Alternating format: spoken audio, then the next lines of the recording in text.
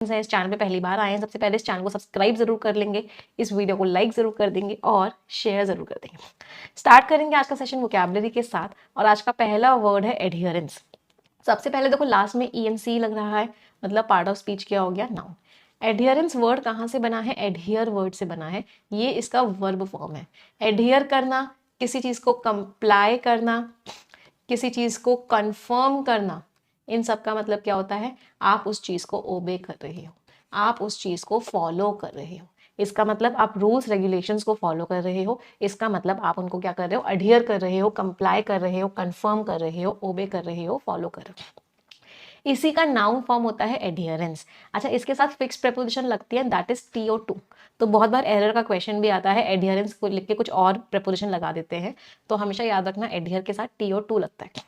तो फॉलो करना, कोई रूल को बहुत क्लोजली आप उस पर बने हुए हो, उसको फॉलो कर रहे हो, उस प्रैक्टिस को। कंप्लाई फॉलो करना, ऑब्जर्वेंस, कंफर्मिटी फॉलो करना। तो कॉन्फर्म देखो ओ है, कॉन्फर्म का मीनिंग क्या होता है, फॉलो करना। कन्फर्म का मीनिंग क्या होता है, किसी चीज को वैलिडेट करना कि हाँ भाई ये बात सही है, मैं इस बात को कंफर्म करती हूँ। और कंफर्म इज फॉलो करना, दोनों वर्ड्स का डिफरेंस सबको क्लियर होना चाहिए।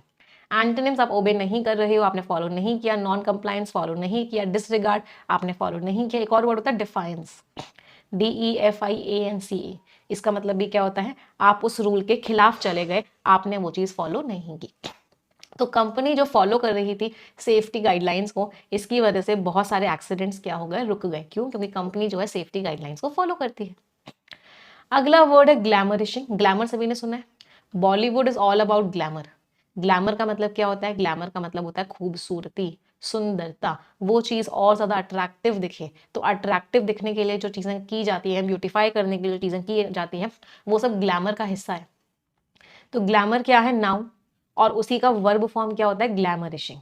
तो ग्लैमरिशिंग शब्द का मीनिंग क्या होगा, किसी चीज को खूबसूरत बनाना, किसी चीज को अट्रैक्टिव बनाना, किसी चीज को ऐसा बनाना कि सबका ध्यान उसी पर जाए, उसको बोलते हैं ग्लैमरिशिंग। तो making something appear more attractive और exciting than it actually is. Romanticising, idealising, beautifying, तीनों का मतलब क्या है, उसको और ही ज्यादा सुंदर बनाना कि लोग उसकी तरफ खिंचे चले जाएं। एंटोनिम्स क्या हो गया, बुराई करना उसकी, क्रिटिसाइज करना, डेनिग्रेट करना, उसकी वैल्यू कम करना, डिस्पैरिज करना, वैल्यू कम करना, बी लिटिल करना, बी लिटिलिंग, वैल्यू कम करना उसकी। क्रिटिसाइजिंग का एक और सिनोनिम होता है कंडेमनिंग।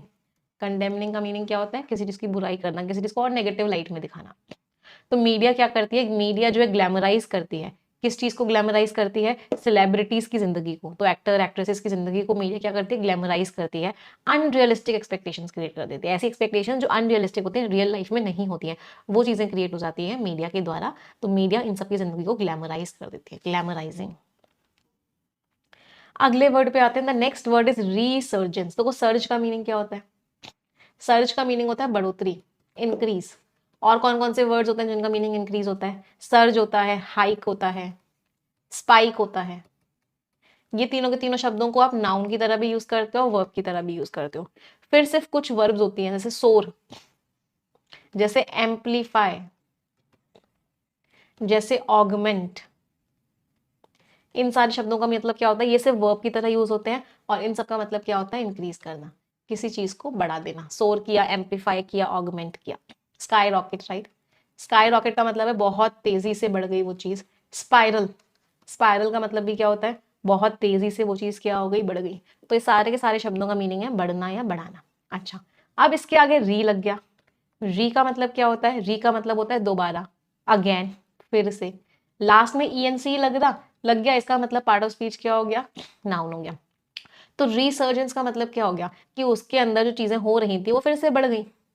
तो रीसर्जेंस इज एन इंक्रीज, बढ़ोतरी हो गई, या रिवाइवल, वापस से जान आ गई। रिवाइवल में रूट वर्ड क्या है, वीवो। वीवो रूट वर्ड का मीनिंग होता है लाइफ, और री का मतलब होता है अगेन। तो रिवाइवल का मीनिंग क्या है, फिर से जान आ गई। After a period of little activity, ना के बराबर कुछ एक्टिविटी हो रही थी, डिक्लाइन हो रहा था, नीचे जा रही थी, बट उसके बाद वापस से चीजें बढ़ने लग गई, वापस से उसमें जान आ गई। तो दैट इज व्हाट, रीसर्जेंस। रिवाइवल, वापस से जान आ गई। कम बैक, वापस से वो चीज आ गई। री अवेकनिंग, वो चीज में क्या हो गया, फिर से जान आ गई। अच्छा, अब ये जो री वर्ड है ना, इसके कुछ वर्ड्स है जो बहुत बार हमने एग्जामिनेशन में आए हैं, तो एक बार बता देती हूँ। एक वर्ड होता है रेजुवनेशन। आपने बहुत बार देखा होगा, कोई क्रीम का एड आ रहा है तो वो लोग क्या बोलते हैं कि हम इस क्रीम से आपकी स्किन को रेजुविनेट कर देंगे। तो रिजुविनेशन वर्ड का मीनिंग क्या होता है? देखो, री का मतलब तो अभी हमने पढ़ा अगेन, JUV जुव एक रूट वर्ड होता है जिसका मीनिंग होता है यंग। तो रेजुविनेशन का मतलब क्या होता है कि आपकी स्किन फिर से क्या हो जाएगी? आपकी स्किन फिर से यंग हो जाएगी। तो दैट इज व्हाट? रेजुविनेशन। फिर एक और शब्द होता है आपका, दैट इज रेसस्किटेशन। या इसका वर्ब फॉर्म देख लेते हैं, रेसस्किटेट। रेसस्किटेट का मतलब क्या होता है? कोई इंसान की जान चली गई है, उसके अंदर अब लाइफ ही नहीं है, आपने उसमें फिर से लाइफ दे दी। इसका मतलब क्या है? आपने उसको क्या कर दिया? रेसस्किटेट कर दिया। Means bring something back to life, फिर से उसके अंदर जान डाल दी। दैट इज रेसस्किटेट करना, समथिंग बैक टू लाइफ। तो इन सब में अगर आप देखोगे तो रूट वर्ड क्या यूज हो रखा था? री। और री शब्द का मतलब क्या होता है? री शब्द का मीनिंग होता है वापस से, अगेन। कोई परेशानी किसी को? अच्छा, कुछ वर्ड्स और होते हैं। क्रीम लगाने की बात हुई है तो कुछ शब्द और देख लेते हैं। फॉर एग्जाम्पल, अभी मैं पीछे वाली स्क्रीन पे आऊंगी। फ्लॉलेस स्क्रीन, क्रीम लगाते हैं तो बोलते हैं कि आपकी स्किन कैसी हो जाएगी? फ्लॉलेस हो जाएगी, इमैक्यूलेट हो जाएगी। अभी पढ़ा रेजुवनेट हो जाएगी, रेजुवनेटेड हो जाएगी। इन सारे शब्दों का मीनिंग क्या है? इन सारे शब्दों का मीनिंग है फ्लॉलेस, इमैक्यूलेट। रेजुवनेट का मीनिंग अभी हमने पढ़ लिया। फ्लॉलेस और इमैक्यूलेट का मीनिंग क्या होता है? एकदम परफेक्ट, एकदम फ्लॉलेस। फ्लॉ का मतलब क्या होता है? जिसमें मिस्टेक्स हो। फ्लॉलेस में जिसके अंदर कोई कमी ना हो। एक और वर्ड होता है इम्पेकेबल हो जाएगी। इम्पेकेबल का मतलब भी क्या होता है? एकदम फ्लॉलेस। एकदम कैसी? एकदम परफेक्ट, एकदम क्लियर, ग्लास क्लियर स्किन जैसी। आ जाते हैं एंटोनिम्स। क्या हो गया? डिक्लाइन, गिरावट हो रही है, रिग्रेशन, पीछे की तरफ जा रहे हैं, फॉल, गिरावट हो रही है। तो there has been a resurgence, वापस से इंटरेस्ट बढ़ा है। किस चीज में? ट्रेडिशनल आर्ट्स में, पुराने आर्ट्स में और क्राफ्ट्स में क्या हुआ है? वापस से इंटरेस्ट बढ़ा है। अगला वर्ड है इंसिपिड। आपकी मम्मी ने आपके लिए खाना बनाया और आपसे पूछा कि बेटा आज पाव भाजी कैसी बनी है? आपने क्या बोला? आपने बोला मम्मी पाव भाजी इंसिपिड है, और मम्मी ने वहीं से फ्लाइंग चप्पल आपको भेज दी। इंसिपिड का मतलब क्या होता है? नीरस, फीकी, कोई टेस्ट ही नहीं है, कोई मजा ही नहीं है, उसको क्या बोलते हैं? इंसिपिड। एक और वर्ड होता है bland, BLAND, very important word, means एकदम ही बेकार। पार्ट ऑफ स्पीच, नाउन के बारे में बात कर रहे हैं। पार्ट ऑफ स्पीच क्या हो गया? एडजेक्टिव। लैकिंग विगर, एनर्जी ना होना, इंटरेस्ट ना होना, डल होना, ब्लैंड, लाइफलेस, अनइंस्पायरिंग, कोई मजा ही नहीं होना, कोई मजा ही नहीं है। एंटोनिम्स बहुत एक्साइटिंग है भी, फ्लेवरफुल है, भरपूर है फ्लेवर से, लाइवली है, बहुत एनर्जी वाली है। तो स्पीच इतनी बेकार थी कि ऑडियंस जाग ही नहीं पा रही थी, स्ट्रगल कर रही थी जागने के लिए, मतलब उनको इतनी ज्यादा नींद आ रही थी उस स्पीच के दौरान। अगले वर्ड पे आते हैं स्क्यूइंग। स्क्यूइड पता है क्या होता है? जैसे एक डेटा है, क्या कहते हैं कि डेटा इक्वल होना चाहिए, तराजू में दोनों चीजें इक्वल होनी चाहिए, इसको बोलते हैं बैलेंस्ड है। और स्क्यूड क्या हो जाता है? स्क्यूड हो जाता है एक तरफा है, यहां इतना सा है और यहां इतना सारा है। तो स्क्यूड का मतलब क्या हो गया? स्क्यूड इज एक तरफा, एक तरफ क्या है? एक तरफ झुकाव है, दैट इज स्क्यूड। उसी का वर्ब फॉर्म क्या है? स्क्यूइंग। सो ये वर्ब फॉर्म है। स्क्यूड क्या है? एडजेक्टिव फॉर्म है। तो डिस्टॉर्टिंग है, ऑल्टरिंग है, मिसलीडिंग है, बायस्ड है, एक तरफा है। डिस्टॉर्टिंग है, टिल्टिंग है, मिसरिप्रेजेंटिंग है, एक तरफा है। एंटोनिम्स स्ट्रेट है, अलाइन है, करेक्ट, किसी चीज को ठीक कर रहे हो। तो सर्वे रिजल्ट्स जो है स्क्यूड थे, एक तरफा थे, क्योंकि सैम्पलिंग एरर्स थे। सैम्पलिंग एरर्स क्या होती है? कि आपने जो सैंपल उठाया वो सबको शो नहीं कर रहा था। Sample means group of people जिनके ऊपर आपने वो एक्सपेरिमेंट किया। नेक्स्ट वर्ड इज सब ऑप्टिमल। ऑप्टिमल मीन्स बढ़िया, एकदम परफेक्ट, बेस्ट। सब ऑप्टिमल, सब का मीनिंग होता है लो। सब भी एक रूट वर्ड होता है जिसका मीनिंग होता है लो, नीचे। तो कोई चीज सब ऑप्टिमल है, इसका मतलब क्या है? बेस्ट से नीचे है। इसका मतलब क्या है? बेस्ट नहीं है। तो सब ऑप्टिमल का मतलब क्या है? बेस्ट पॉसिबल लेवल से नीचे है। इनएडिक्वेट है, बिलो पार है, अच्छा लेवल नहीं है, पार से नीचे है। पार मीन्स जो लेवल एक्सपेक्टेड है। लेस देन आइडियल, बेस्ट से कम है। एंटोनिम्स बेस्ट है, ऑप्टिमल है, आइडियल है, एक्सीलेंट है, बहुत ही बढ़िया है। तो टीम की परफॉर्मेंस बेस्ट नहीं थी, टीम जो है उम्मीदों को पूरा नहीं कर पाई। पार्ट ऑफ स्पीच नाउन के बारे में ये शब्द बताता है, तो ये वर्ड आपका क्या होता है? एडजेक्टिव होता है। अच्छा, यहाँ पे हमने आइडियल, एक्सीलेंट यूज किया है, इनफैक्ट ऑप्टिमल भी आप यूज कर सकते हो। बहुत बार एग्जामिनेशन में क्वेश्चन आता है एरर डिटेक्शन का, वहां पे लिखा होता है मोर आइडियल, या फिर लिखा होता है मोस्ट आइडियल या मोस्ट एक्सीलेंट। कहीं लिखा होता है मोर यूनिक, कहीं लिखा होता है मोस्ट परफेक्ट। तो ये सब गलत होते हैं, यहाँ पे एरर होती है। क्यों ये सब गलत क्यों होते हैं? क्योंकि आइडियल का मतलब ही है बेस्ट, तो कंपैरिजन कैसे करोगे? मोर या मोस्ट नहीं लगा सकते। यूनिक का मतलब ही होता है जो एक है, अकेला है, अलग हटके है, तो मोर या मोस्ट नहीं लगा सकते। परफेक्ट का मतलब ही होता है बेस्ट है, तो मोर या मोस्ट नहीं लगा सकते। तो इनमें से मोर या मोस्ट नहीं लगता है। क्लियर? मैम 3 बुक्स का कॉम्बो कहाँ मिलेगा? बेटा जो वीडियो बनाई थी ना मैंने, जब आपको 3 बुक्स के बारे में बताया था, मैं इस वीडियो के डिस्क्रिप्शन में भी लगा दूंगी। तो जिन जिन बच्चों को वो कॉम्बो लेना होगा वो उस फॉर्म को फिल करेंगे, टीम आपको कॉल कर लेगी। ठीक है, चलो आ जाते हैं। या फिर इस वीडियो के डिस्क्रिप्शन में एक फॉर्म दिया हुआ है ना, क्वेरी फॉर्म, उसको फिल कर देना। जिन बच्चों को 3 बुक्स वाला कॉम्बो चाहिए, टीम आपको कॉल करेगी और आपकी को बुक्स भिजवा देगी। अगला वर्ड है डेंटेड। डेंटेड का, गाड़ी पे डेंट लग जाता है तो बहुत दुख होता है जनरली, अगर वो गाड़ी नहीं हो तो।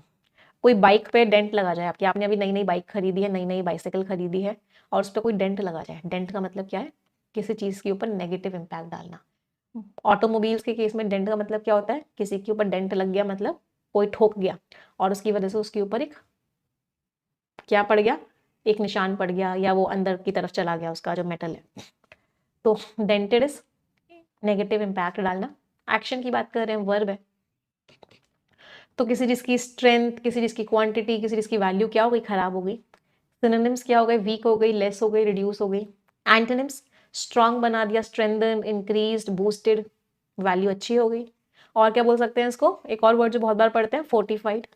फोर्टिफाइड का मतलब भी क्या होता है? स्ट्रांग बना दिया गया। एक और वर्ड जल्दी से बता दो, बहुत बार पढ़ा है, बोल्स्टर्ड।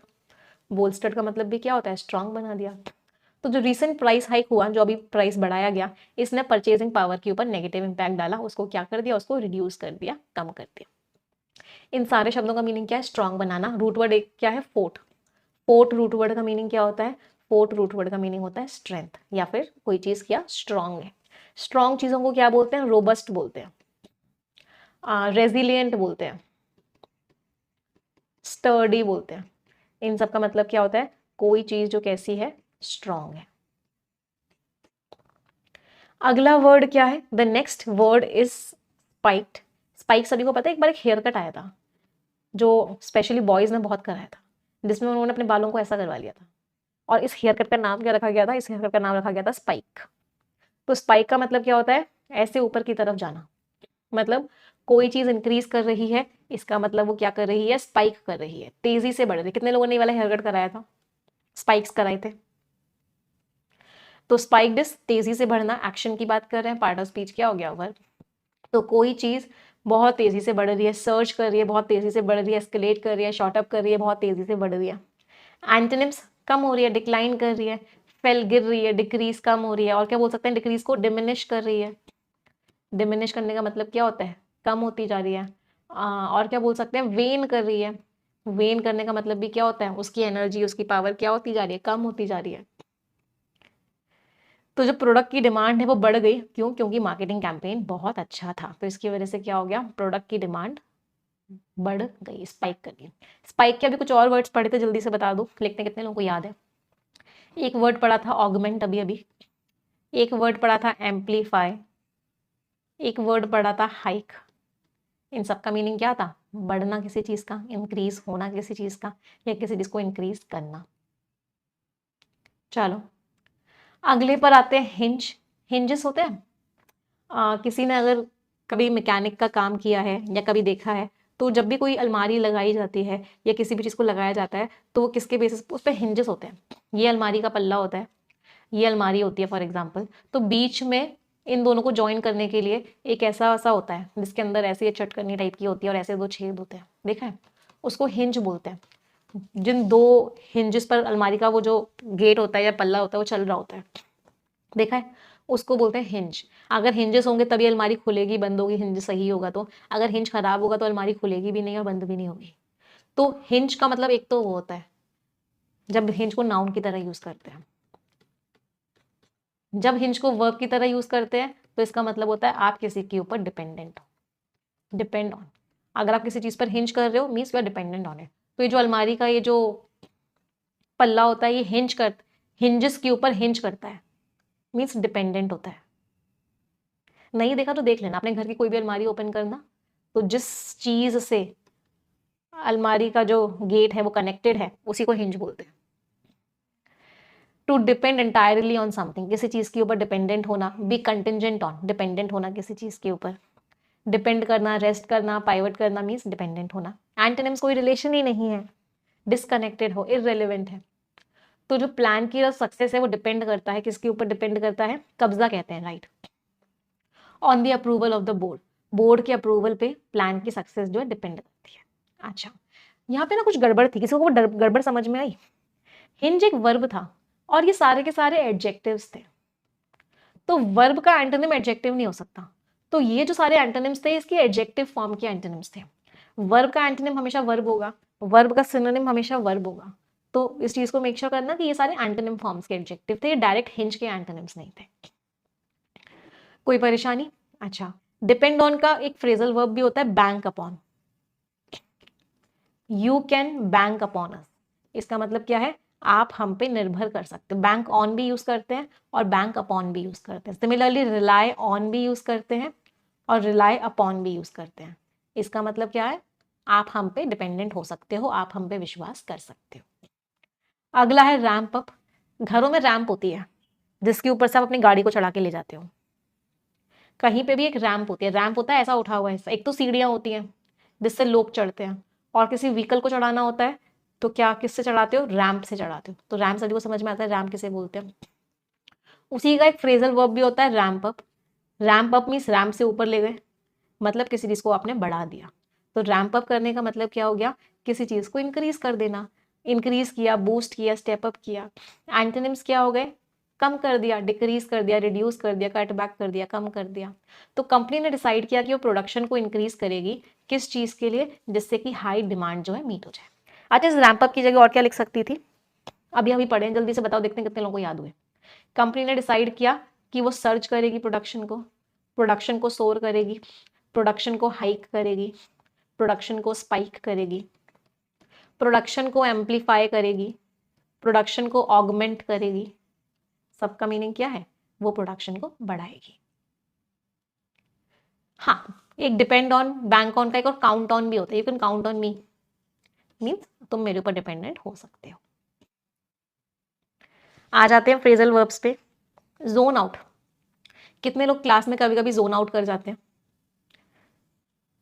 जोन आउट का मीनिंग क्या है? कंसंट्रेशन खत्म हो जाता है, किसी और के ख्यालों में चले जाते हैं। एक्स की याद आने लग जाती है, वाई की याद आने लग जाती है, जेड की याद आने लग जाती है, जोन आउट कर जाते हैं।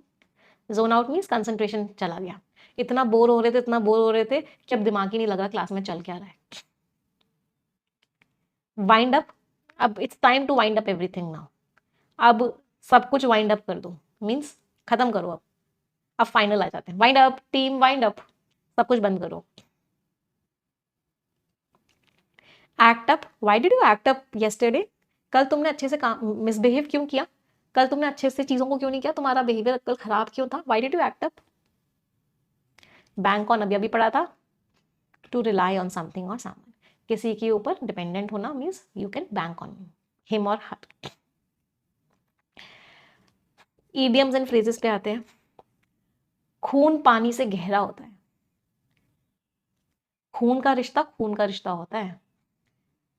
हिंदी में बोलते, इंग्लिश में बोलते हैं blood is thicker than water, मतलब पराया पराया ही रहेगा, खून का रिश्ता ही रहेगा।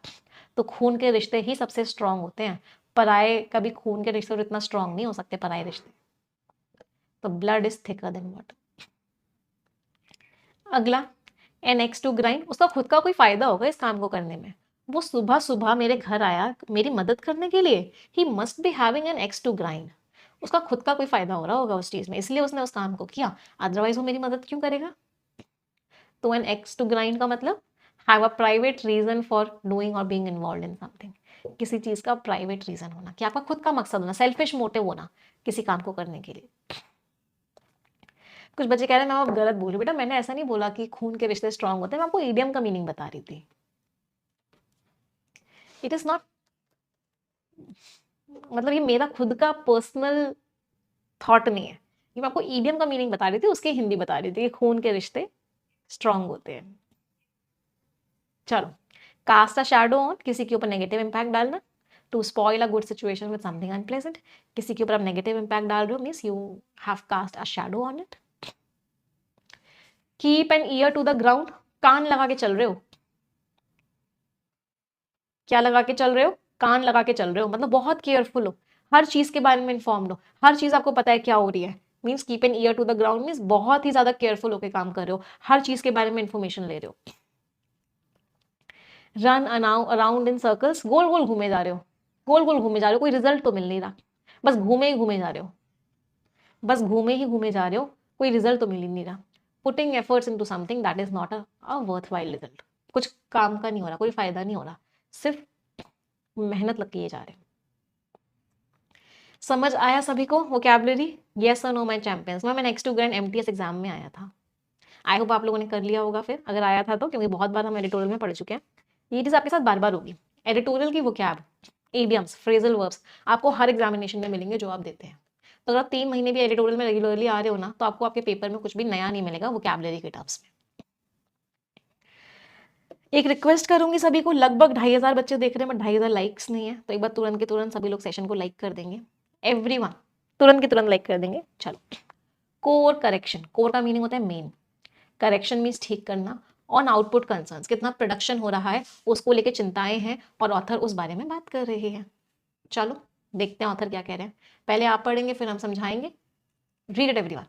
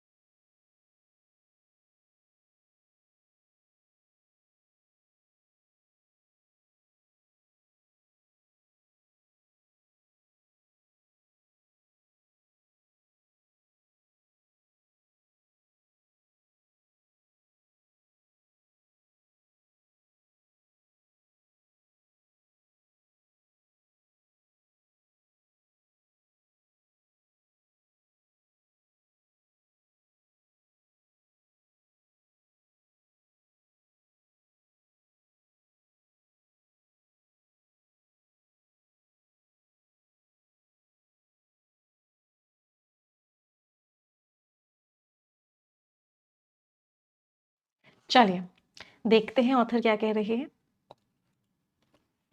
हैवी ऑगस्ट रेन्स, अगस्त में इतनी तेज बारिशें हुई।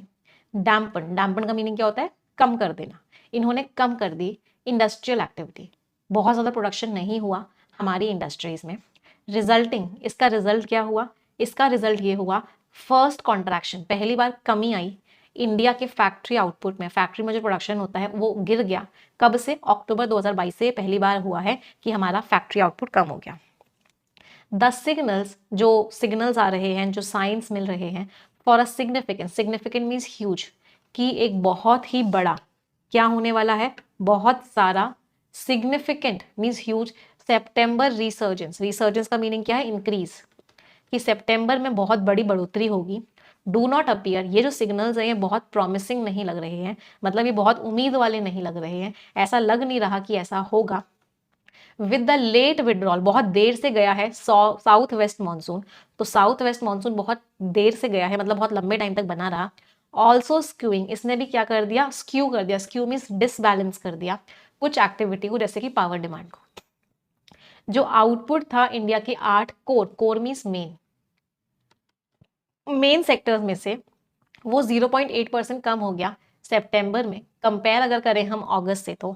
And was an insipid, insipid means dull, बहुत ही खराब था। लास्ट सितंबर से सिर्फ 2% ज्यादा था, तो ये चीज अच्छी नहीं थी, बहुत ही खराब थी। दीज इंफ्रास्ट्रक्चर सेक्टर्स, ये जो इंफ्रास्ट्रक्चर के सेक्टर्स हैं, इंफ्रास्ट्रक्चर मीन्स जो रोड्स, रेलवेज, बिल्डिंग्स बनाने में काम में आते हैं, ये कॉन्स्टिट्यूट करते हैं लगभग 40% ऑफ द इंडस्ट्रियल प्रोडक्शन। तो जितना भी इंडस्ट्री से प्रोड्यूस होता है उसमें से 40% इन्हीं सेक्टर से प्रोड्यूस होता है। और ऐसा पहली बार हुआ है, had contracted for the first time, ये पहली बार कम हुए हैं 42 मंथ्स में, अगस्त में। मिनिस्ट्री ने रिवाइज किया कि इनके अंदर डी ग्रोथ आया है, ग्रोथ नहीं हुई है, डी ग्रोथ हुई है, कम हुए हैं ये पहले इन्होंने बोला था 1.6, पहले बोला था 1.8% एस्टिमेटेड इनिशियली, तो इनिशियली इनको लगा था 1.8% का वो है, अब उसको चेंज करके इन्होंने 1.6% कर दिया है। दीज सेक्टर्स, ये जो सेक्टर्स हैं ये सिर्फ और सिर्फ 4.2% बढ़े थे in the first half of 2024-25, पहले 6 महीनों में, ऑलमोस्ट हाफिंग, आधा हो गया, जबकि पिछले साल के फर्स्ट हाफ में ये 8.2% बढ़े थे। एंड सिग्निफिकेंटली, और अंडर द 2023-24 और जो 2023-24 का जो ग्रोथ की स्पीड थी 7.6%, उससे ये बहुत कम बढ़े हैं। तो बेसिकली पूरा पैराग्राफ क्या कह रहा है, पूरे पैराग्राफ की टोन कैसी है, इन्फॉर्मेटिव तो है ही, ऑथर ने डेटा ही बताया है, बट टोन उम्मीद वाली नहीं है।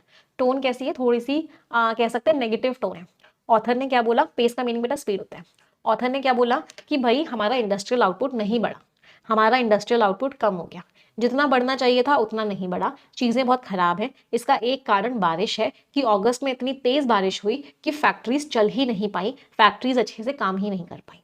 फिर दूसरी बात क्या है, सितंबर में भी चीज़ें बहुत अच्छी नहीं लग रही, क्योंकि जो साउथ बारिश खत्म नहीं हुई, साउथ वेस्ट मानसून बहुत लेट वापस गया, तो इसकी वजह से सितंबर का भी डेटा हमें अच्छा नहीं लग रहा है।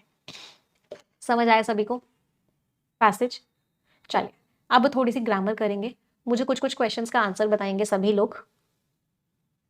एक तो मुझे यहां से लेकर यहां तक पार्सिंग करके बता देना। डू नॉट अपीयर वर्ब का सब्जेक्ट बता देना,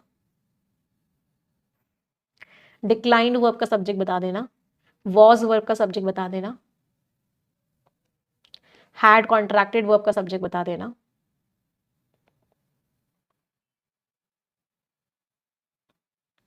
चलो, स्केप्टिकल टोन का तो मतलब होता है आपको डाउट है कि ये चीज होगी भी या नहीं होगी, उस तरह के टोन को बोलते हैं sceptical, dubious, doubtful tone. Heavy adjective है, ऑगस्ट रेन्स पूरा नाउन की तरह यूज हुआ है, डैम्पेंड वर्ब है, इंडस्ट्रियल एडजेक्टिव है, एक्टिविटी नाउन है, रिजल्टिंग वर्ब है, इन प्रेपोजिशन है, द आर्टिकल है, फर्स्ट एडजेक्टिव है, कॉन्ट्रैक्शन नाउन है, इन प्रेपोजिशन है, इंडिया नाउन है, फैक्ट्री नाउन है, आउटपुट नाउन है, सिंस आपका प्रेपोजिशन की तरह यूज हुआ है, अक्टूबर 2022 पूरा नाउन है। डू नॉट अपीयर का सब्जेक्ट कौन है, सिग्नल्स, ये प्रेपोजिशन से स्टार्ट हो रहा था, एडिशनल इन्फॉर्मेशन थी, तो do not appear, signals appear नहीं कर रहे हैं। डिक्लाइन का सब्जेक्ट, ये प्रेपोजिशन से स्टार्ट हो रहा था, एडिशनल इन्फॉर्मेशन थी, डिक्लाइन का सब्जेक्ट था आउटपुट। वॉस का सब्जेक्ट भी आउटपुट था, एंड लिखा हुआ है, आउटपुट सिर्फ बहुत ही फीका सा 2% ज़्यादा था, तो वॉस का सब्जेक्ट भी आपका आउटपुट था। हैड कॉन्ट्रैक्टेड का सब्जेक्ट था इंफ्रास्ट्रक्चर सेक्टर्स, इसकी एक वर्ब ये थी और एंड के आगे दूसरी वर्ब ये थी, तो इन दोनों का ही सब्जेक्ट था इंफ्रास्ट्रक्चर सेक्टर्स। कितने लोगों के सारे आंसर्स ठीक निकले? I hope many of you. चलिए नेक्स्ट पैराग्राफ पढ़ेंगे।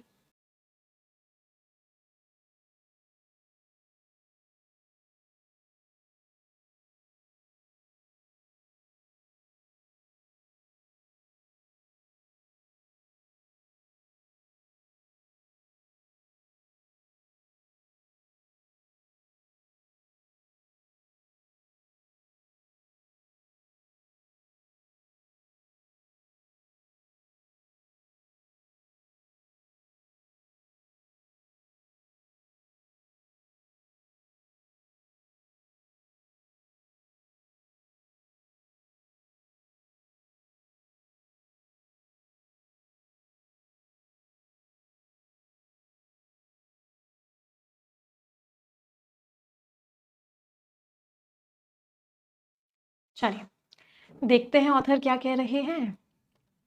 वाइल, हालांकि जो year on year growth numbers हैं, हर साल के बाद साल में जो ग्रोथ हो रही है, में स्विंग, स्विंग का मीनिंग वैसे क्या होता है, झूला, यहाँ पे स्विंग का मीनिंग क्या है, झूलना, ये झूलते रहेंगे, झूलते रहेंगे का मतलब क्या है, इनकी पोजीशन चेंज होती रहेगी, ये बदलते रहेंगे due to base effects, base effects की वजह से। बेस इफेक्ट पता है सभी को क्या होता है?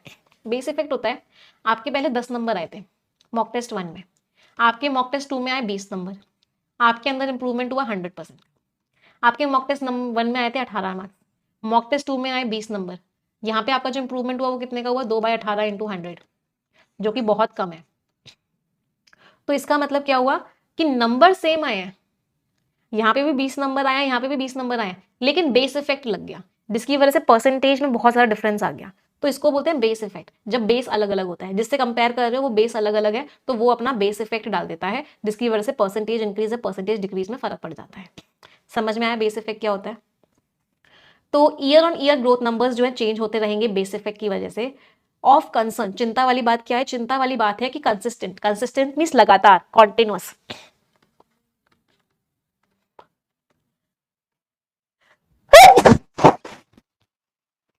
सॉरी एवरीवन, शगुन की छींक आ चुकी है।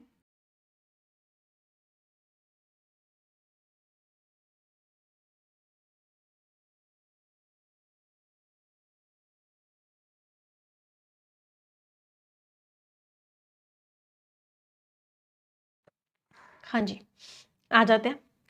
तो चिंता वाली बात कौन सी है? चिंता वाली बात ये है कि लगातार जो बढ़ोतरी हो रही है गिरावट आ रही है कोर इंडस्ट्रीज के इंडेक्स में, जो एब्सोल्यूट प्रोडक्शन लेवल है, जो टोटल प्रोडक्शन लेवल है मई से, तो लगातार चीजें खराब होती जा रही हैं, लगातार चीजें गिरती जा रही हैं। सितंबर में ये जो इंडेक्स था, ये लगातार चौथे मंथ गिर गया, successive means back to back, तो लगातार चौथे मंथ गिर गया, 8% नीचे था ये मई की वैल्यू से।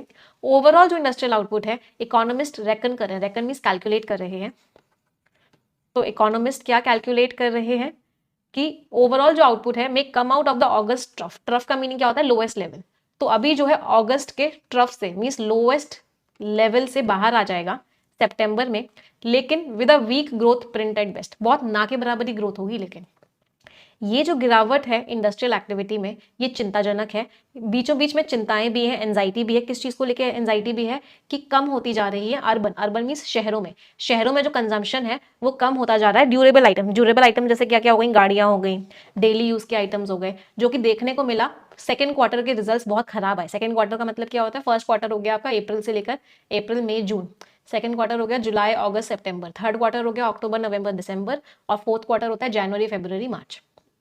तो सेकेंड क्वार्टर में रिजल्ट्स बहुत खराब आए। Fast moving consumer goods firms, fast moving consumer goods firms क्या होते हैं? एफएमसीजी। एफएमसीजी क्या होते हैं? जो आप रेगुलरली यूज करते हो सामान, उन तरह के सामान को बोलते हैं एफएमसीजी।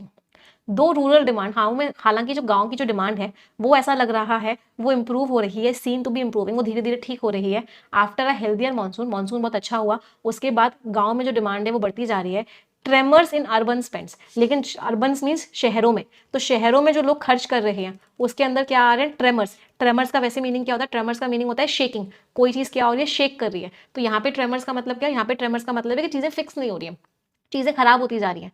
तो अर्बन स्पेंड, जो लोग शहरों में खर्च कर रहे हैं, उसमें जो ट्रेमर्स आ रहे हैं, शेक हो रहा है, मतलब चीजें जो खराब हो रही हैं, will pull the domestic consumption engine. इसकी वजह से जो हम डोमेस्टिक कंजम्पशन में जो घरों में सामान यूज कर रहे हैं, तो जो हम घर हाउस होल्ड कंजम्पशन जो है, जो चीजें हम खरीद रहे हैं, वो जो इंजन है इंडिया के ग्रोथ का, वो सब ऑप्टिमल लेवल्स पे चला जाएगा, मतलब वो बेस्ट नहीं रहेगा, वो नीचे हो जाएगा। तो ऑथर ने लास्ट की लाइंस में क्या बोला कि गांव में डिमांड तो अच्छी है, रूरल डिमांड तो बढ़ रही है, लेकिन जो शहरों में डिमांड है जो कम होती जा रही है, इसकी वजह से जो ओवरऑल कंजम्पशन है वो क्या हो जाएगा? वो नीचे हो जाएगा, वो बेस्ट लेवल पे नहीं रहेगा, वो सब ऑप्टिमल लेवल्स पे चला जाएगा। लास्ट पैराग्राफ पढ़ेंगे सभी लोग।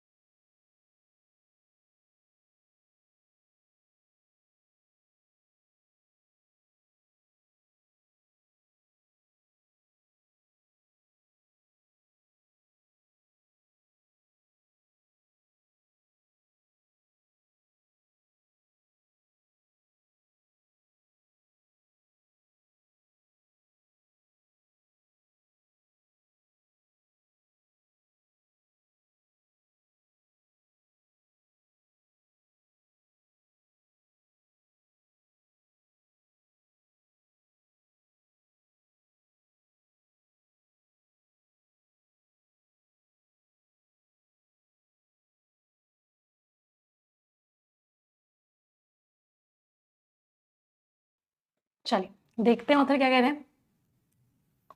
गवर्नमेंट अकाउंट्स शो, गवर्नमेंट का जो डेटा है वो दिखाता है कि जो कैपिटल स्पेंडिंग है, कैपिटल स्पेंडिंग क्या होती है? कैपिटल स्पेंडिंग होती है वो स्पेंडिंग जो आप एसेट बनाने के लिए करते हो। फॉर एग्जांपल आपने मशीन्स खरीदी, तो ये सब क्या है? कैपिटल स्पेंडिंग है। तो वो स्पेंडिंग जो की गई पब्लिक इंफ्रास्ट्रक्चर प्रोजेक्ट्स में, पब्लिक इंफ्रास्ट्रक्चर प्रोजेक्ट्स जैसे हो गए, रोड्स हो गई, रेलवेज हो गई, सेंटर के द्वारा, वो 15% कम हो गई दिस ईयर, इस साल। श्रंक मीन्स रिड्यूस्ड, 15% कम हो गई। ऑल दो हालांकि केपेक्स कैपिटल एक्सपेंडिचर, वही चीज जो कैपिटल एक्सपेंडिचर था, वही मशीन्स, रोड्स, रेलवेज बनाने में, मतलब वो जो एसेट बन रही है, जो फिक्स्ड एक्सपेंडिचर है और कैपिटल बना रहा है, वो स्पाइक हो गया, इंक्रीज हो गया था जुलाई में आफ्टर द 2024 जनरल इलेक्शन। किसके बाद? जब 2024 के जनरल इलेक्शन ने डेंट कर दिया था, कम कर दिया था फर्स्ट क्वार्टर के नंबर्स को। पेस जो है, स्पीड जो है रिसीड कर गई, कम कर गई अगस्त और सितंबर में। दिस में एक्सप्लेन, ये एक्सप्लेन कर सकता है some of the weak output trends, कि आउटपुट इतना कम क्यों हुआ। तो कुछ चीजों को ये भी एक्सप्लेन कर सकता है मेन सेक्टर्स में, जैसे कि स्टील में, क्योंकि जो स्टील होता है वो हिंज ऑन मींस डिपेंड करता है, किसके ऊपर डिपेंड करता है? Construction activity. तो ऑथर ने बोला हमारी इंडस्ट्रीज में प्रोडक्शन कम क्यों हो रहा है? हमारी इंडस्ट्रीज में प्रोडक्शन कम इसलिए हो रहा है क्योंकि सरकार बहुत ज्यादा कंस्ट्रक्शन ही नहीं कर रही है, पब्लिक इंफ्रास्ट्रक्चर प्रोजेक्ट्स बहुत ज्यादा हो ही नहीं रहे हैं, सरकार कंस्ट्रक्शन ही नहीं कर रही है, तो स्टील यूज हो रहा है कंस्ट्रक्शन में, तो इसलिए स्टील का प्रोडक्शन कम हो रहा है। तो ऑथर ने एग्जाम किस पे लगा दिया? सरकार पे लगा दिया। पुअर व्हीकल से लोग गाड़ियां नहीं खरीद रहे हैं अभी। चीपर इंपोर्ट्स, इंपोर्ट सस्ते हो रहे हैं। May have also waded in means इनका भी इंपैक्ट पड़ा होगा, जिसकी वजह से स्टील का जो आउटपुट का ग्रोथ है वो 33 मंथ लो पे चला गया है, 33 महीने के लो पे चला गया है, 1.5% पे इन सितंबर। और ये जो आउटपुट है वो अपने लोएस्ट लेवल पे दिसंबर 2023 से कंपेयर करें तो तब से अब तक सबसे लोएस्ट है स्टील का। क्यों? क्योंकि स्टील का आउटपुट कम क्यों हो रहा है? क्योंकि इंपोर्ट्स हो गए हैं, व्हीकल्स नहीं बिक रहे, सरकार कंस्ट्रक्शन नहीं कर रही, तो इन सब चीजों की वजह से स्टील प्रोड्यूस ही नहीं हो रहा बहुत ज्यादा। There may be a tentative means जो अभी प्लान फाइनल नहीं है, फिक्स नहीं है, तो हो सकता है, अभी फाइनल तो नहीं है, बट ऐसा हो सकता है कि रिकवरी हो अफुट इन प्राइवेट इन्वेस्टमेंट्स। तो इसका मतलब क्या है कि प्राइवेट इन्वेस्टमेंट्स जो है बढ़ जाए। अफुट शब्द का मीनिंग क्या होता है? प्लानिंग चल रही है किसी बात की। अफुट मीन्स आप उस चीज को लेकर प्लान कर रहे हो, तो हो सकता है कि प्राइवेट इन्वेस्टमेंट्स प्लान हो रहे हो कि वो हो जाए, लेकिन पब्लिक इंफ्रास्ट्रक्चर स्पेंड जो सरकार खर्चा करती है रोड्स, रेलवेज वगैरह बनाने में, that have spearheaded growth, जो ग्रोथ को आगे बढ़ाते हैं इन रिसेंट ईयर्स, इनको रास्ते को लीड करना होगा। तो ऑथर ने सरकार को सजेशन दिया भाई कि भाई जो तुम कंस्ट्रक्शन करते हो ना, जो तुम खर्चा करते हो, इसकी वजह से इकोनॉमी आगे बढ़ती है, तो तुमको करना पड़ेगा। प्राइवेट इन्वेस्टमेंट्स होंगे बट तुम्हारी सबसे मेन जिम्मेदारी है। सेंटर का जो 11.11 लाख करोड़ का कैपिटल एक्सपेंडिचर का गोल है कि सरकार इतना खर्चा करेगी इस साल के लिए, ये इस बात को एक्नॉलेज करता है, ये इस बात को एडमिट करता है, और सरकार को अब क्या करना चाहिए? रैंप अप करना चाहिए, इंक्रीज करना चाहिए इन खर्चों को, जिससे कि वो नजदीक पहुंच जाए। चलो पूरा ना मीट कर पाए, 11.11 लाख करोड़ का पूरा टारगेट मीट ना कर पाए, लेकिन कम से कम उसके नजदीक पहुंच जाए। This would be critical, critical means important. ये चीज क्या होगी? इंपॉर्टेंट होगी, जिससे कि ग्रोथ जो है बढ़ती रहेगी, टेकिंग अलॉन्ग मीन्स ग्रोथ भी आगे बढ़ती रहेगी, और पुश बैक कंसर्न और जो चिंताएं हैं वो खत्म हो जाएंगी। किस चीज को लेकर चिंताएं खत्म होंगी? कि इंडिया जो है एंटर कर रहा है एक साइक्लिकल स्लोडाउन। साइक्लिकल स्लोडाउन क्या होता है? बढ़ोतरी हुई है तो नीचे भी आएगा। तो जो चिंताएं हैं कि इंडिया नीचे स्लोडाउन की तरफ जा रहा है, ये चिंताएं खत्म हो जाएंगी, ग्रोथ आगे होगी। अगर सरकार खूब सारा खर्चा करती है, तो सरकार खूब सारा इंफ्रास्ट्रक्चर बनाती है, तो सरकार खूब सारा कैपिटल एक्सपेंडिचर करती है, तो ऑथर ने सरकार को सजेशन दिया कि प्लीज सरकार तुम इन सब चीजों को करना शुरू करो। समझ आया सभी को पैसेज? इस तरह के पैसेज एग्जाम्स में बहुत आते हैं। टोन एनालिटिकल थी, कॉशनरी भी थी, सही बात है, कहीं कहीं नेगेटिव भी थी, कहीं कहीं ऑथर की टोन स्केप्टिकल भी थी, डाउट था ऑथर को कि चीजें अच्छी होंगी या नहीं होंगी। लास्ट में ऑथर की टोन सरकार के लिए सजेस्टिव भी थी कि सरकार को ऐसा करना चाहिए। तो बहुत सारी टोन्स थी। क्वेश्चंस पर आते हैं। फर्स्ट क्वेश्चन आंसर बताएंगे। स्पीयर हेड का मतलब वही होता है बेटा, आगे बढ़ाना किसी चीज को। आप किसी चीज को स्पीयर हेड कर रहे हो, मतलब उस चीज को लीड कर रहे हो, उस चीज को आगे बढ़ा रहे हो।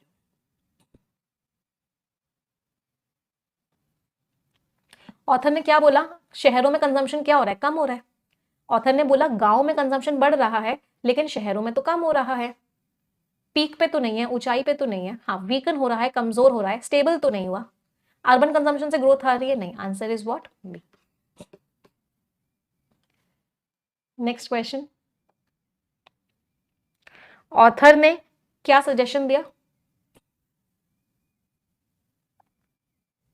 ऑथर का सजेशन था कि हे सरकार, तुम खर्चा करना शुरू करो, तुम्हारे खर्चे से ही इकोनॉमी ग्रो करती है, तो सरकार प्लीज तुम खर्चा करना शुरू करो। आंसर बताओ। रिड्यूस कर दो? नहीं। इंपोर्ट को कम कर दो? नहीं। तुम खर्चा करना शुरू करो, बढ़ाओ अपने खर्चे को। डिक्रीज कर दो? नहीं। Answer is C, right. Next question. Steel की आउटपुट ग्रोथ कम क्यों है? स्टील कम क्यों है? व्हीकल सेल्स इंक्रीज हुई है? नहीं। डिक्रीज हुई है। इंपोर्ट्स डिक्रीज हुए हैं? नहीं। इंपोर्ट्स तो इंक्रीज हुए हैं। डिमांड बहुत ज़्यादा है तो स्टील ग्रोथ बढ़नी चाहिए थी, कंस्ट्रक्शन एक्टिविटी कम हो गई है सरकार की, इसलिए स्टील की ग्रोथ कम है। Answer is D. Scores everyone in reading comprehension. तो अभी हमने रीडिंग करी, अब हम क्या करेंगे, स्किमिंग। स्किमिंग का मतलब क्या होता है, ऊपर ऊपर से पैसेज को पढ़ेंगे और ओवरऑल आइडिया समझने की कोशिश करेंगे। उससे पहले रिक्वेस्ट करूंगी, 2700 स्टूडेंट्स आर वॉचिंग, तो मेक श्योर कीजिए कि सभी लोग सेशन को लाइक जरूर कर दें। आप लोगों को बोलना पड़ता है लाइक करने के लिए, हाँ भूल जाते हो। Safe worship on Kerala in the safety of devotees. Devotees की सेफ्टी पे बात हो रही है, वर्शिप सेफ होनी चाहिए, कहीं कोई खतरा नहीं होना चाहिए। चलिए देखते हैं, स्किमिंग करना और मुझे मेन आइडिया बताएंगे सभी लोग। Tell me the main idea everyone.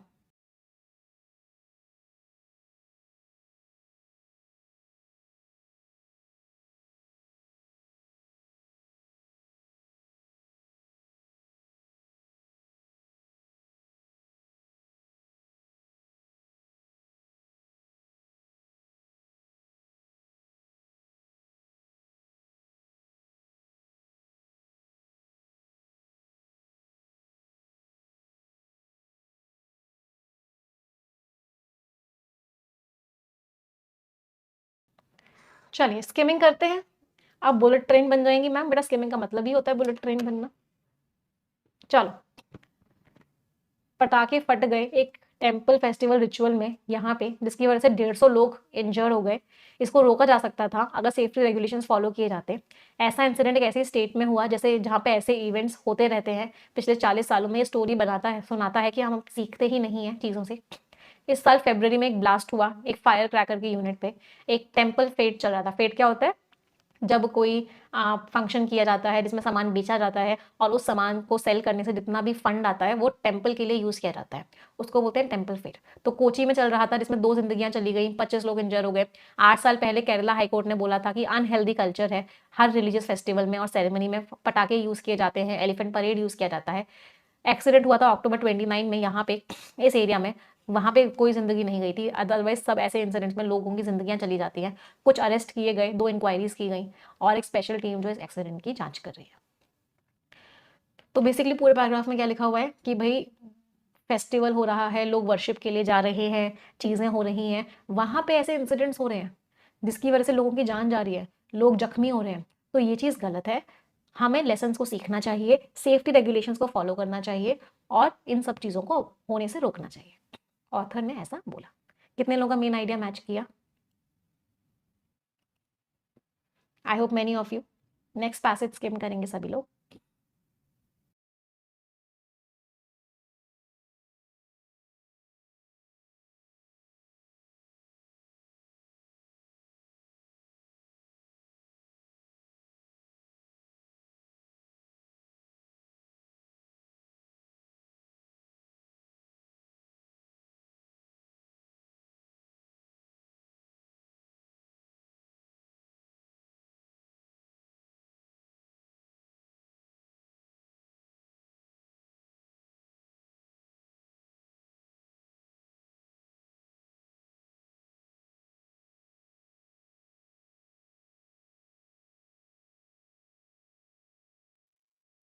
Next paragraph क्या कह रहा है, जो कमीशन है उन्होंने एक इन्वेस्टिगेशन शुरू किया है और उन्होंने बोला है हमको रिपोर्ट दो 15 दिनों में।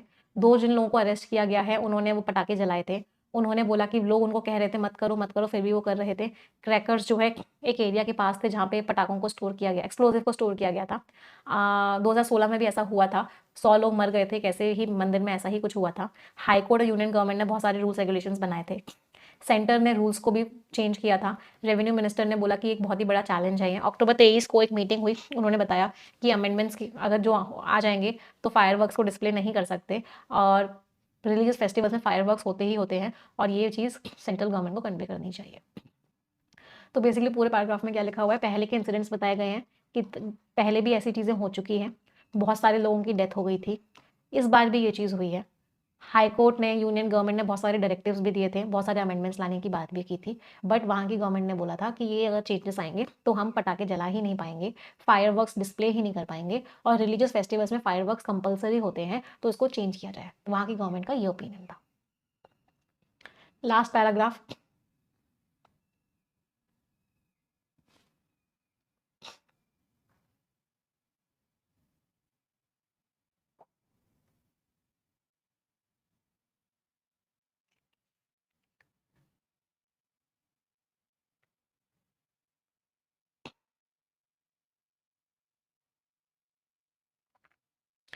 आगे क्या लिखा हुआ है, जो अमेंडमेंट्स थे, जो चेंजेस आए, जो अक्टूबर 11 को आए थे, उसमें बोला गया था कि जहाँ पे पटाखे जलाए जाएंगे और जहाँ पे स्टोर किए जाएंगे उसमें 200 मीटर का डिस्टेंस होना चाहिए और लोग इसको 100 मीटर दूर से देखेंगे। 6 महीने पहले प्रोटेस्ट भी हुए थे जब अथॉरिटीज ने फायरवर्क्स को अलाउ कर दिया था त्रिशूर पूरम के लिए, लेकिन सिर्फ दिन में।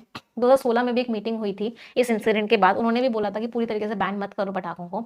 हाईकोर्ट का भी स्टैंड था ये, जब हाईकोर्ट ने एक ऑर्डर को कैंसिल कर दिया जो फायरवर्क्स के यूज के अगेंस्ट था कुछ फेस्टिवल्स में। इतनी कॉम्प्लेक्स सिचुएशन है, कोई भी ऑप्शन नहीं है, बट ऑप्शन यही है कि सेफ्टी नॉर्म्स को फॉलो किया जाए।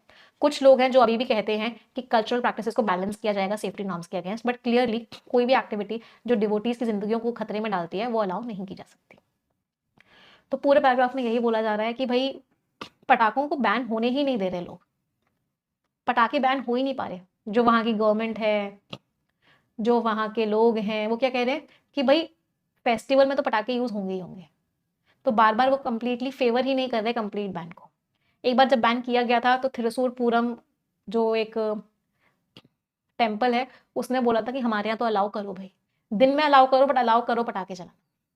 कुछ लोग कह रहे हैं कि भाई कल्चरल प्रैक्टिसेस की इंपॉर्टेंस होती है, उनको बैलेंस करो, बट एक्चुअल में ऑथर ने क्या बोला कि भाई कोई भी चीज जो लोगों की जिंदगियों को खतरे में डाले उसको अलाउ नहीं करना चाहिए। चलो क्वेश्चन, केरला की कैबिनेट ने क्या बोला जब अमेंडमेंट्स आए, चेंजेस आए कि पटाखों को बंद कर दिया जाए, तो केरला की सरकार ने क्या बोला? क्या केरला की सरकार ने सपोर्ट किया? नहीं, केरला की सरकार ने सपोर्ट नहीं किया। उन्होंने एक्सेप्शन मांगा इन फेस्टिवल्स के लिए कि भाई इन फेस्टिवल्स में तो अलाउ करो। उन्होंने इंक्रीज बोला फायरवर्क्स में कि डिस्टेंस को और बढ़ा दो, नहीं। कि डिस्टेंस जो आपने बोले उसको और बढ़ा दो, नहीं। उन्होंने कंप्लीट बैन को रिक्वेस्ट किया, नहीं। उन्होंने बोला हमें एक्सेप्शन दो, हम तो पटाखे जलाएंगे, हमें एक्सेप्शन दिया जाए। Answer is B, right. Author का पर्सपेक्टिव क्या है?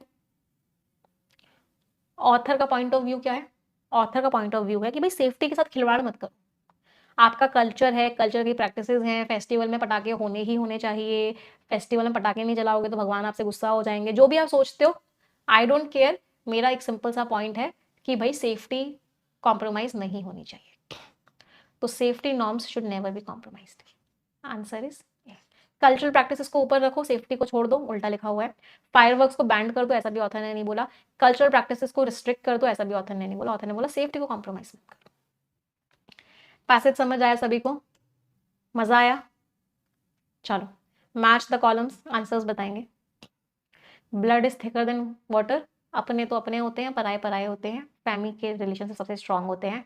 एन एक्स टू ग्राइंड, खुद का कोई फायदा होगा उसका। Cast a shadow on, negative impact डालना। Keep an ear to the ground, हर चीज के बारे में इन्फॉर्म्ड रहना। रन अराउंड इन सर्कल्स, कोई रिजल्ट पे ही ना पहुंचना, कोई फायदा ही ना होना आपकी मेहनत का। C E A B and D scores everyone. 10 शब्द हैं, इनमें से 3 वर्ड्स का मीनिंग सभी को कमेंट में लिखना है। आप सभी की जिम्मेदारी है कि आप कम से कम 3 वर्ड्स का मीनिंग कमेंट में लिखेंगे ही लिखेंगे। इट इज़ योर रिस्पॉन्सिबिलिटी, और हर किसी को अपनी जिम्मेदारी हर हालत में पूरी करनी है। यस, तो सभी लोग कम से कम 3 वर्ड्स का मीनिंग कमेंट में लिखेंगे। जो जो बच्चे लिखेंगे उनमें से एक बच्चे को हम success no more an illusion book भी गिफ्ट करेंगे, और उस बच्चे के घर वो बुक भिजवाई जाएगी, और उस बच्चे का नाम कल कमेंट सेक्शन में पिन भी हो जाएगा। तो मेक श्योर कीजिए कि कम से कम 3 वर्ड्स का मीनिंग कमेंट में लिखें।